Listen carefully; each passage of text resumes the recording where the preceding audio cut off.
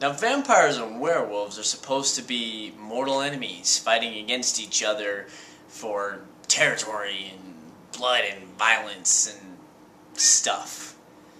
But now they're fighting over a girl. Yeah, it's another Twilight movie.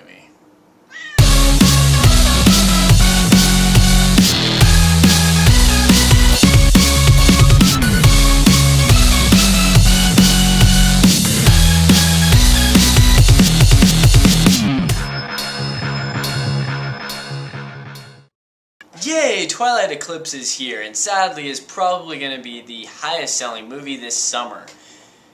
It's sad. But you don't want to know about how sad that is, you just want to hear if it's good or not.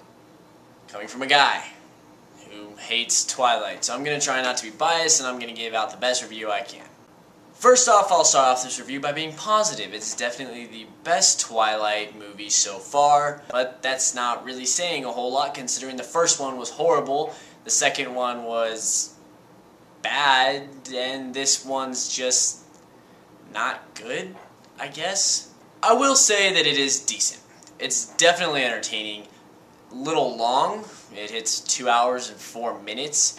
And it's really repetitive with the love triangle that I'm sick of. So basically the story is, Bella is in peril yet again, while a secret vampire army is being built full of these things called newborns, which is basically humans that have been transformed into vampires in their early stages. They're uncontrollable, and without the proper training, they are really strong and deadly, and they still sparkle. They're never going to stop sparkling.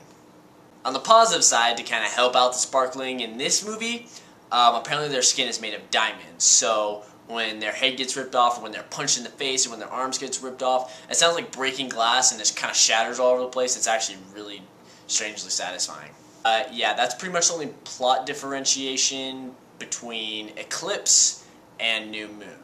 If you've seen New Moon, you've seen Eclipse, for the most part. See, New Moon had the love triangle where Bella's like, oh, Jacob, I love you, but Edward, blah, blah, blah, you know, that's there.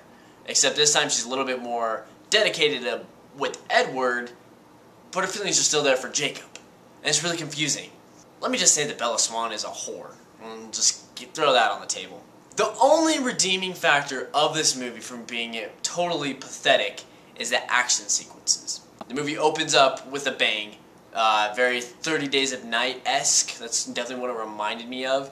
It definitely starts off strong. Then you get into the mushy-gushy, lovey-dovey stuff. Bella asks for Edward to have sex with her, blah blah blah. Edward asks for Bella to marry him, blah blah blah. All this stuff. Jacob's not happy. There was a couple of really well-written scenes that you could tell Stephanie Myers did not write because she's not a good writer. I'm sorry, Twilight fans, she's not. She writes like you're in 5th grade, so if you guys like having that 5th grade mentality of reading a book, then go ahead, but I like to have a challenge. There was one monologue in the scene I particularly liked, that one girl actually says during her graduation speech, and it was very true and very real, and I did like that. There was also a couple of things between Edward and Jacob that were kind of funny. Like one scene, Edward is dropping Bella off to be, taken care of by Jacob, and he's shirtless. Yet again, he's shirtless throughout 80% of this movie. But Edward says, "Doesn't he own a shirt?" Which actually made me laugh because I think the exact same thing. Does he really need to be shirtless all the damn time? Really? I know the girls like it, but really? Come on. Another one of the lines was, Jacob has to warm up Bella because Edward is too cold to do it, and it's through this whole snowstorm, and he's like, Edward, you know I'm hotter than you. And I had to laugh at that because it was funny and definitely a... Never mind.